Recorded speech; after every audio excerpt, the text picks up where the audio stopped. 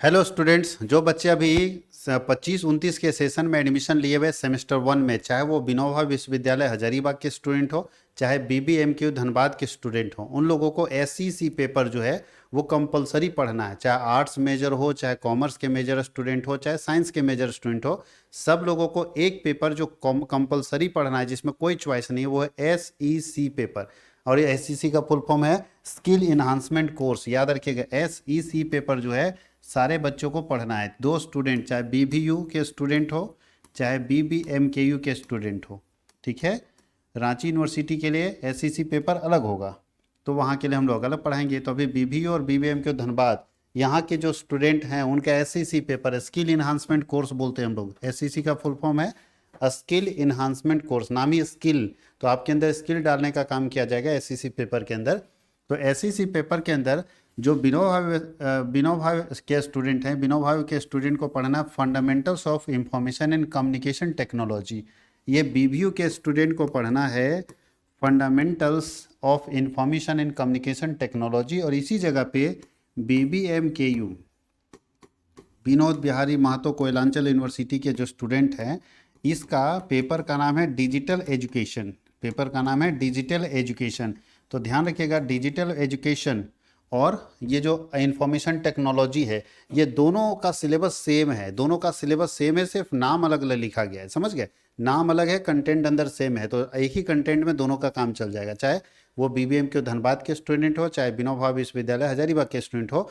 और अगर किसी से ये सिलेबस मैच करता होगा तो वहाँ के स्टूडेंट के लिए भी मैच करेगा। बहुत सारे स्टूडेंट, बहुत सारे यूनिवर्सिटी ऐसा है जो इसका सिलेबस सेम ही होगा आईटी का।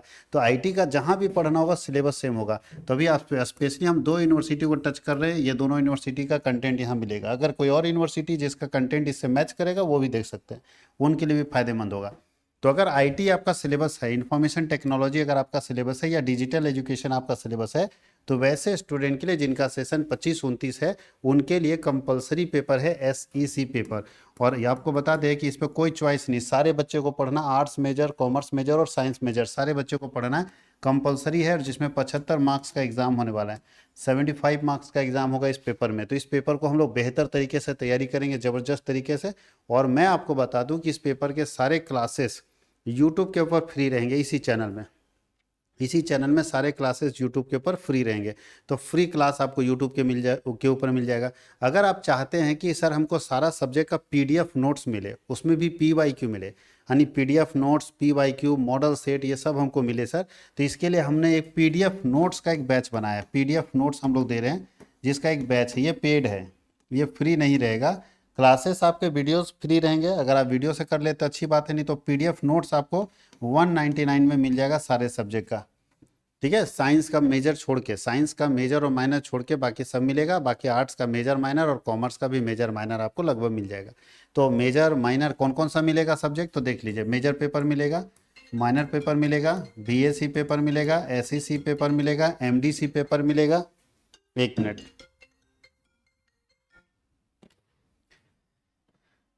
एमडीसी पेपर मिलेगा, आईकेएस पेपर मिलेगा और एईसी पेपर मिलेगा। ये 7 सब्जेक्ट है, सातों सब्जेक्ट का नोट्स आपको अवेलेबल मिल जाएगा। ठीक है, और इसमें से लगभग कंपलसरी पेपर है, लगभग कंपलसरी। एसईसी सबको पढ़ना ही पढ़ना है, बीएससी सबको पढ़ना ही पढ़ना है, एईसी पढ़ना ही पढ़ना है, आईकेएस पढ़ना है, एमडीसी में चॉइस है, मेजर माइनर सबका तो अपना है। और ये आपको लगभग नोट्स आपको 199 वाले में मिल जाएगा। कैसे खरीदेंगे नोट्स, तो सबसे पहले प्ले स्टोर में जाना है, ऐप इंस्टॉल करना है CWH ऑनलाइन एकेडमी के नाम से, जैसा कि आपके स्क्रीन पे चल भी रहा होगा। CWH ऑनलाइन एकेडमी के नाम से एप्लीकेशन है प्ले स्टोर से, उसको इंस्टॉल करिएगा। इंस्टॉल करने के तुरंत बाद आपके पास ऑप्शन आएगा रजिस्टर करने का। तो आप रजिस्टर में जाके पूरा डिटेल भर लीजिएगा, वहाँ एक पासवर्ड आप अपना बना लीजिएगा, जिस पासवर्ड से आपको लॉगिन करना है। तो अपना एक ऐसा पासवर्ड बनाएगा जो याद रखेगा। तो एक पासवर्ड जनरेट करेंगे, उसके बाद आप जैसे रजिस्टर कर लेते हैं, लॉगिन का ऑप्शन आएगा, उसमें अपना मोबाइल नंबर और पासवर्ड जो आप बनाए हैं वो डाल दीजिएगा और लॉगिन कर लीजिएगा। लॉगिन के बाद आपको कैटेगरी पूछेगा, कैटेगरी में यूनिवर्सिटी, ऑल यूनिवर्सिटी का कैटेगरी चुनिएगा। पेड कोर्स में जाइएगा, स्क्रॉल करके देखिएगा पेड कोर्स में, तो नोट्स वाला कोर्स आपको मिल जाएगा। साइंस के स्टूडेंट है, साइंस वाला कोर्स लेंगे, आर्ट्स वाले आर्ट्स का कोर्स लेंगे और कॉमर्स वाले कॉमर्स का कोर्स लेंगे। तो वहाँ से जाके आप बाई नाउ करके खरीद सकते हैं कोर्स को। अगर फिर भी कोई दिक्कत हो तो स्क्रीन पर भी मेरा नंबर चल रहा है और यहाँ भी मैं अपना नंबर दे देता हूँ, इस नंबर पर भी आप कॉन्टैक्ट हमें कर सकते हैं। चलिए अब हम शुरुआत करते हैं अपने क्लास को। और हमारा क्लास है आईटी इंफॉर्मेशन टेक्नोलॉजी का क्लास और डिजिटल एजुकेशन का क्लास। और यहाँ से हम लोग शुरू कर रहे हैं यूनिट 1, जिसका लगभग क्लास अब हम लोग शुरू करने वाले हैं। सबसे पहले हम लोग जाने आईटी क्या होता है। बहुत बार सुने होंगे IT sector, IT sector. Science में तो बहुत बच्चे आईटी सेक्टर में जाना चाहते हैं। आईटी का मतलब इंफॉर्मेशन टेक्नोलॉजी। तो देख लीजिए इंफॉर्मेशन टेक्नोलॉजी में क्या क्या था। अब देखो, आप लोग ध्यान रखना जो हिंदी मीडियम वाले लोग हैं, क्योंकि आईटी और डिजिटल एजुकेशन, कंप्यूटर एजुकेशन एक ऐसा चीज़ है जो हिंदी में बहुत मुश्किल है पढ़ाना। इसको इंग्लिश में ज़्यादा आसानी से पढ़ा जा सकता है। तो हिंदी में भी हम लिख दिए हैं। हिंदी में देखिए सबका हिंदी करवा दिए ताकि आपको सुविधा हो समझने में, पढ़ने में।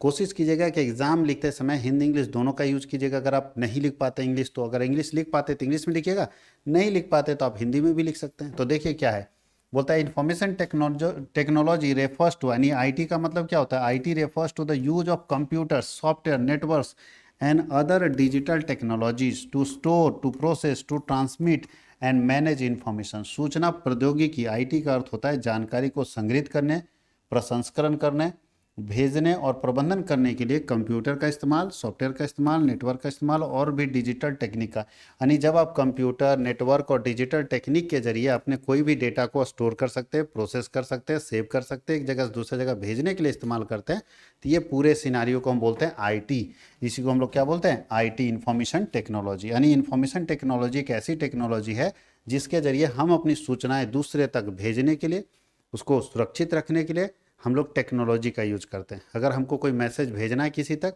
उसको सेफ रखना है, उसको कम्युनिकेट सही तरीके से करना है, इसके लिए अगर हम कोई टेक्नोलॉजी का इस्तेमाल करते हैं तो वो कहलाता है इंफॉर्मेशन टेक्नोलॉजी। क्या कहलाता है, इंफॉर्मेशन टेक्नोलॉजी कहलाता है। इसी को हम डिजिटल एजुकेशन के नाम से भी जानते हैं। डिजिटल एजुकेशन में भी सेम पढ़ना है। स्कोप ऑफ आईटी, आईटी का क्या क्षेत्र है, तो भाई आईटी का बहुत बड़ा स्कोप है। सबसे पहला स्कोप है कंप्यूटिंग एंड सॉफ्टवेयर डेवलपमेंट में। जितना कंप्यूटिंग हो रहा है सॉफ्टवेयर डेवलपमेंट में आईटी का काम है।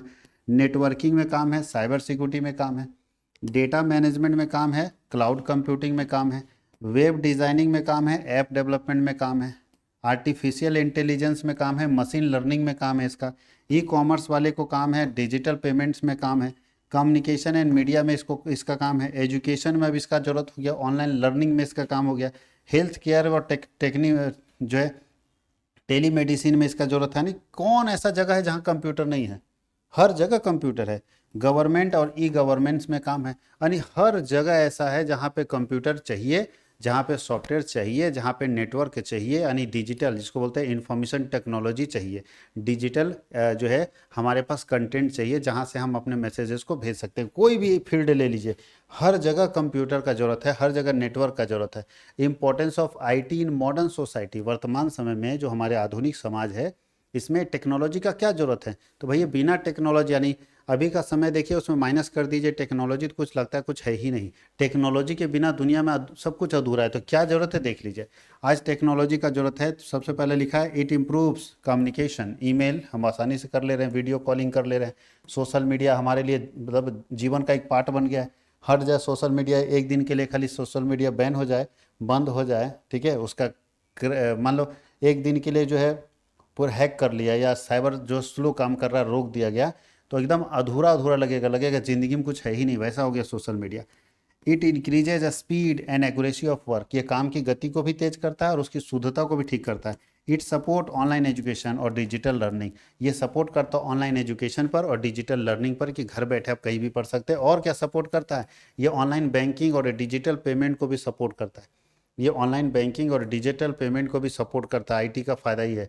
आईटी किसी भी बिजनेस के ऑटोमेशन में और ग्रोथ में मदद करता है, यानी बिजनेस ऑटोमेटिक हो रहा है, आपको आदमी रखने की जरूरत नहीं है। बताइए हमारा कोर्स आप कभी भी खरीद लेते हैं, हमको तो उसके लिए आदमी रखने की जरूरत नहीं, ऑटोमेशन है, ऑटोमेटिक हो रहा है और बिजनेस हमारा ग्रोथ कर रहा है। और क्या है, ये दुनिया में ग्लोबल इन्फॉर्मेशन को आपको तो अब तक पहुंचा देता है। आज कैसे, मालूम है कि ईरान में युद्ध चल रहा है, सब लोग जान रहा है कि ईरान अमेरिका का युद्ध चल रहा है। बताइए जिस समय टेक्नोलॉजी नहीं हुआ करता था, हमारे दादा परदादा को मालूम चलता था बगल गांव में क्या हो रहा है पता नहीं चलता था, बगल राज्य में क्या हो रहा है किसी को नहीं मालूम रहता था। है ये नहीं कोई इन्फॉर्मेशन टेक्नोलॉजी। फिर रेडियो आया तो थोड़ा जानकारी होने लगा, अब तो ऐसा है कि 2 सेकंड में पूरा वायरल हो जाता है। It helps government provide online services, सरकार को भी बहुत सारा सुविधा देने में मदद कर रहा है। ये मदद कर रहा है। हेल्थ केयर में भी डिजिटल रिकॉर्ड्स रखा जा रहा है सरकार का, और टेलीमेडिसिन का सुविधा है, यानी कंप्यूटर के जरिए हेल्थ केयर, हेल्थ सर्विसेज में भी बहुत मदद हो रहा है। अब कंप्यूटर सॉफ्टवेयर को ओवरव्यू देखिए क्या क्या कंप्यूटर सॉफ्टवेयर में। तो कंप्यूटर सॉफ्टवेयर क्या है, तो बोलता है कंप्यूटर सिस्टम हार्डवेयर और सॉफ्टवेयर का संयोजन। यानी कंप्यूटर सिस्टम जो होता है उसमें दो चीज़ रहता है, कंप्यूटर सिस्टम में हार्डवेयर भी रहता है और सॉफ्टवेयर भी रहता है, दोनों को एक साथ मिला देंगे तो कंप्यूटर बन जाएगा। यानी कंप्यूटर में आपको हार्डवेयर भी मिलेगा और सॉफ्टवेयर भी मिलेगा, कंप्यूटर में आपको हार्डवेयर भी मिलेगा और सॉफ्टवेयर भी मिलेगा। तो बोलता है कंप्यूटर सिस्टम क्या है, तो कंप्यूटर सिस्टम कॉम्बिनेशन है हार्डवेयर और सॉफ्टवेयर का। कंप्यूटर सिस्टम कॉम्बिनेशन है हार्डवेयर और सॉफ्टवेयर के, याद रखिएगा हार्डवेयर और सॉफ्टवेयर को एक साथ मिला देंगे तो कंप्यूटर सिस्टम बन जाएगा। क्या क्या चाहिए तो देख लीजिए। हार्डवेयर मतलब जो हमको हार्ड है, जो दिखाई देता है, जिसको छू सकते हैं देख सकते हैं, वो हार्डवेयर है। जैसे सीपीयू, मॉनिटर, कीबोर्ड, ये सब हार्डवेयर है जिसका फिजिकल प्रेजेंस है, जो हमको दिखाई दे रहा है। सॉफ्टवेयर मतलब हमको जो दिखाई नहीं देता है, जिसको हम छू छू नहीं सकते, जिसके अंदर विंडोज़ है, एमएस ऑफिस है, जैसे हम लोग अभी एंड्रॉयड यूज़ करते हैं मोबाइल में, ठीक है, ये सब हमारा क्या है, सॉफ्टवेयर है। इनपुट डिवाइसेस का मतलब ऐसा यंत्र, ऐसा डिवाइस जिसके जरिए हम अपने डेटा को कंप्यूटर के अंदर डालते हैं। कंप्यूटर के अंदर जिसके थ्रू डालते हैं वो होता है इनपुट डिवाइस। जैसे कीबोर्ड से टाइप करके मैसेज अंदर भेजते हैं, माउस है, स्कैनर है, ये सबसे डेटा अंदर भेजा जाता है। तो जिस डिवाइस के थ्रू आप अपनी जानकारी को कंप्यूटर के अंदर डालते हैं उसको बोलते हैं इनपुट डिवाइस। और जिस डिवाइस के थ्रू कंप्यूटर हमको मैसेज देता है, यानी कंप्यूटर अपना मैसेज बाहर भेजता है, उसको बोलते हैं आउटपुट डिवाइस। जिसके अंदर मॉनिटर है, मॉनिटर पर हमको डिस्प्ले कर देता है, प्रिंटर में प्रिंट कर देता है, स्पीकर में साउंड हमको सुनाई देता है। तो कंप्यूटर जिस माध्यम से अपनी जानकारी हम तक पहुंचाता है उसको बोलते हैं आउटपुट डिवाइस, और हम जब अपनी जानकारी कंप्यूटर तक डालते हैं उसको बोलते हैं इनपुट डिवाइस। सबसे main brain of computer CPU है, जिसका नाम है सेंट्रल प्रोसेसिंग यूनिट। ये ब्रेन ऑफ कंप्यूटर, कंप्यूटर का दिमाग इसी को बोला जाता है। सीपीयू ब्रेन ऑफ कंप्यूटर है, सब काम सीपीयू का ही, क्योंकि प्रोसेसिंग सबसे इंपॉर्टेंट है। और ये सेंट्रल प्रोसेसिंग यूनिट है, यानी बीच की यूनिट है जो इनपुट और आउटपुट को कन्वर्ट करता है। जब आप देखिए इस तरह से काम करता है कंप्यूटर, हम सबसे पहले इनपुट दिए, यहाँ प्रोसेसिंग होता है, बिना प्रोसेसिंग का आउटपुट नहीं करेगा वो, और यही काम करता है आपका सीपीयू। प्रोसेसिंग हुआ देन आउटपुट निकाल दिया, ठीक है। तो भैया सबसे इंपॉर्टेंट है कि इनपुट को आउटपुट में बदलने के लिए जो काम करता है उसका नाम है प्रोसेसर, जो प्रोसेसिंग का काम करता है, और ये पूरा सीपीयू करता है। सीपीयू में जितने मशीनरी लगे हुए आप जहाँ देखते होंगे, सीपीयू छोटा सा रहता है कंप्यूटर के साथ। तो कंप्यूटर स्क्रीन के साथ छोटा जो मशीन है जिसको सीपीयू बोलते हैं, सेंट्रल प्रोसेसिंग यूनिट, सबसे मेन काम उसी का है, वही ब्रेन है कंप्यूटर का, ठीक है। तो सेंट्रल प्रोसेसिंग यूनिट को ही हम लोग ब्रेन मानते हैं, याद रखिएगा। और क्या है, आउटपुट हो गया सीपीयू। मेमोरी एंड स्टोरेज, अगर लगता है कि प्रोसेसिंग के बाद डेटा को डायरेक्ट प्रिंट मार देना है, कहीं सेव नहीं रखना है, तो फिर मेमोरी और स्टोरेज का जरूरत नहीं। लेकिन अगर आप चाहते हैं कि हमारी जानकारी सुरक्षित रहे तो फिर आप मेमोरी लगाओ, स्टोरेज बढ़ाओ, ताकि आप जितना स्टोरेज बढ़ाओगे उतना डेटा आपके कंप्यूटर में सेव रहेगा, सुरक्षित रहेगा, जिसको आप कभी भी देख सकते हैं। इसके लिए आपको अपने कंप्यूटर के मेमोरी और स्टोरेज को बढ़ाना होगा, जिसमें आता है RAM, random access memory, hard disk, SSD, ये सब हमारे एक्स्ट्रा स्टोरेज बढ़ाने वाला सिस्टम। अगर आप ये सब लगाते हैं तो आपका स्टोरेज बढ़ेगा, जिससे कंप्यूटर फास्ट काम करेगा। इसलिए बोला जाता है जब आपका काम बहुत फास्ट, मतलब बहुत सारा डेटा अगर आप स्टोर कर रहे हैं तो कंप्यूटर स्लो हो जाएगा। फिर आप हार्ड डिस्क बढ़ा दो या रैम बढ़ा दो या एसएसडी बढ़ा दो तो आपका कंप्यूटर फिर से फास्ट हो जाता है, सही काम करने लगता है। अब लिखा overview of IT infrastructure. IT infrastructure क्या होता है, जिसको बोलते हैं संरचना। तो आईटी क्षेत्र में क्या क्या होता है तो देख लीजिए। आईटी क्षेत्र में कौन कौन सा चीज़ लगता है, तो अभी बताए, हार्डवेयर लगेगा, सॉफ्टवेयर लगेगा, नेटवर्क लगेगा, डेटा स्टोरेज लगेगा, और क्लाउड सर्विसेज लगेगा, और सिक्योरिटी सिस्टम लगेगा। यानी अगर एक आप कंप्यूटर को अच्छे तरीके से काम करना चाहते हैं, तो कंप्यूटर में अच्छे तरीके से काम करना चाहते हैं तो आईटी सेक्टर में इंफ्रास्ट्रक्चर के तौर पर यही लगेगा। यानी अगर हम चाहते हैं कि हमारे यहाँ एकदम इंफॉर्मेशन टेक्नोलॉजी बहुत फास्ट हो जाए तो हमको ये सारी सुविधाएं अपने यहाँ लानी पड़ेगी, चाहे वो हार्डवेयर हो, चाहे वो सॉफ्टवेयर हो, चाहे नेटवर्क हो, चाहे डेटा स्टोरेज हो, चाहे क्लाउड सर्विसेज हो, और चाहे वो सिक्योरिटी सिस्टम हो। आगे है कि importance of IT infrastructure. IT infrastructure का इंपॉर्टेंस क्या है, क्या महत्व है आईटी इंफ्रास्ट्रक्चर का, तो देख लीजिए। आईटी इंफ्रास्ट्रक्चर जो है, हमारे मान लिया हमारे पास तो आईटी इंफ्रास्ट्रक्चर है, तभी तो हम आपको डिजिटली घर बैठे पढ़ा पा रहे हैं। आप झारखंड में किसी कोने से भी देख पा रहे हैं हमें। तो ये आईटी इंफ्रास्ट्रक्चर मेरे पास है, जो जो हमें चाहिए, हमें हार्डवेयर चाहिए, सॉफ्टवेयर चाहिए, कैमरा चाहिए, डिजिटल पैनल चाहिए, जो जो मेरे पास चाहिए, इंफ्रास्ट्रक्चर जिसको बोलते हैं, वो सब मेरे पास है। तभी हम अपना कंटेंट, अपना कम्युनिकेशन, अपनी इन्फॉर्मेशन को आप तक शेयर कर रहे हैं। तो आईटी इन्फॉर्मेशन बोलता है आईटी इंफ्रास्ट्रक्चर के अंदर क्या क्या चाहिए, तो फिर से support business operation. IT infrastructure क्या करता है, बिजनेस को काम करने में मदद करता है। अगर बताइए हमारे यहाँ आईटी इंफ्रास्ट्रक्चर नहीं होता तो क्या हम अपने बिजनेस को एक्सेलरेट कर पाते, लोगों तक अपनी जानकारी को पहुंचा पाते, नहीं पाते। तो यहाँ याद रखना। और क्या करता है, कम्युनिकेशन और नेटवर्किंग करने में मदद मिलता है। आईटी इंफ्रास्ट्रक्चर के जरिए आप अपने मैसेजेस को किसी को भी भेज सकते हैं। तो नेटवर्किंग करना हो या कम्युनिकेशन करना हो, दोनों में मददगार होता है। आईटी इंफ्रास्ट्रक्चर ठीक रहने से डेटा स्टोरेज और मैनेजमेंट बहुत अच्छा हो जाता है। आईटी इंफ्रास्ट्रक्चर के ठीक रहने से साइबर सिक्योरिटी ज़बरदस्त होती है, सुरक्षा रहती है हमारे साइबर की। और आईटी इंफ्रास्ट्रक्चर होने से क्लाउड कंप्यूटिंग और डिजिटल सर्विसेज बहुत ज़्यादा दिया जाता है, जिसको हम लोग बोलते हैं फ़ोन पे और अमेजन पे। ये सब हम लोगों के पास अमेजन है, ये सारी जो डिजिटल सर्विसेज है वो आसानी से हम दे पाते हैं अगर हमारे पास आईटी इंफ्रास्ट्रक्चर अच्छा रहेगा। तो आईटी इंफ्रास्ट्रक्चर पर डिपेंड करता है। अब एक छोटा सा टॉपिक है, कंप्यूटर आर्किटेक्चर क्या है। कंप्यूटर आर्किटेक्चर मतलब कंप्यूटर किस तरह, तो बोलते हैं कंप्यूटर आर्किटेक्चर का मतलब होता है कंप्यूटर सिस्टम की आंतरिक संरचना, यानी कंप्यूटर सिस्टम कैसा दिखेगा, संगठन कैसे करेंगे, डिजाइन कैसे करेंगे, जैसे सीपीयू कैसा दिखेगा, मेमोरी कैसा रहेगा, इनपुट। तो कंप्यूटर आपका कैसा दिखेगा उसको बोलते हैं आर्किटेक्चर। पहले बहुत बड़ा बड़ा मॉनिटर बहुत बड़ा आता था, अब उसको पतला कर करके एलईडी में लेकर आ गया। पहले सीपीयू भी बहुत अलग रहता था, धीरे धीरे धीरे धीरे चेंज कर रहा है, यानी इतना छोटा सीपीयू बना दिया। आईफोन वाला क्या कर रहा है, एप्पल वाला एकदम छोटा सा सीपीयू बना दिया, यानी उसके अंदर ही सारा कंट्रोल है, सारा कुछ है। तो ये जो बार बार चेंजेज आ रहा है उसी को बोलते हैं आर्किटेक्चर। क्या आप क्या बदलाव कर सकते हैं। और अगर बात करेंगे आईटी या कंप्यूटर आर्किटेक्चर का, तो किस किस पर ध्यान देता है। तो पहला, कंप्यूटर आर्किटेक्चर में आपको इंस्ट्रक्शन सेट पर ध्यान देना होगा। कंप्यूटर आर्किटेक्चर में आपको सीपीयू के डिज़ाइन पर ध्यान देना होगा, डेटा प्रोसेसिंग पर ध्यान देना होगा, मेमोरी हायरार्की पर ध्यान देना होगा, और इनपुट आउटपुट ऑर्गेनाइजेशन या सिस्टम पर ध्यान देना होगा। अब लिखा है कंप्यूटर की क्या विशेषता भाई। आईटी में कंप्यूटर का क्या विशेषता है, सब जानते हैं। कंप्यूटर का फीचर्स क्या है, तो पहला है स्पीड, बहुत फास्ट काम करता है कंप्यूटर, एक्यूरेट काम करता है, जो काम करेगा सही करेगा, सटीक करेगा। स्टोरेज फैसिलिटी कंप्यूटर के पास होती है, जबकि हम लोगों के पास स्टोरेज फैसिलिटी नहीं होती है लेकिन हम लोग ज़्यादा दिन तक याद नहीं रख पाते हैं। और क्या है, ऑटोमेशन, कंप्यूटर अपने आप चलता है, उसके लिए कोई मेहनत करने की जरूरत नहीं, एक बंदा खाली इसको ऑपरेट करने वाला होना चाहिए। और वर्सैलिटी, बहुउपयोग, यानी हर जगह पे मल्टी, नहीं बोलते मल्टीपर्पस होता है, बहुत जगह पे इसका इस्तेमाल हम कर सकते हैं। यानी एक कंप्यूटर सिस्टम का इस्तेमाल आप हज़ारों जगह पे कर सकते हैं, जहाँ ज़रूरत पड़े वहाँ इस्तेमाल कर सकते हैं। डिलीजेंस होना चाहिए, अन्यथा का मतलब होता है कि ऐसा होना चाहिए जो थकता नहीं, उबता नहीं है, कि जिसकी मम्मी बीमार नहीं पड़ती, जिसका बेटा बीमार नहीं पड़ता, जो अपने बीमार नहीं पड़ता, रात दिन काम करता है। आप रात दिन इसको बस ऑपरेट करते रहिए, रात दिन काम करेगा।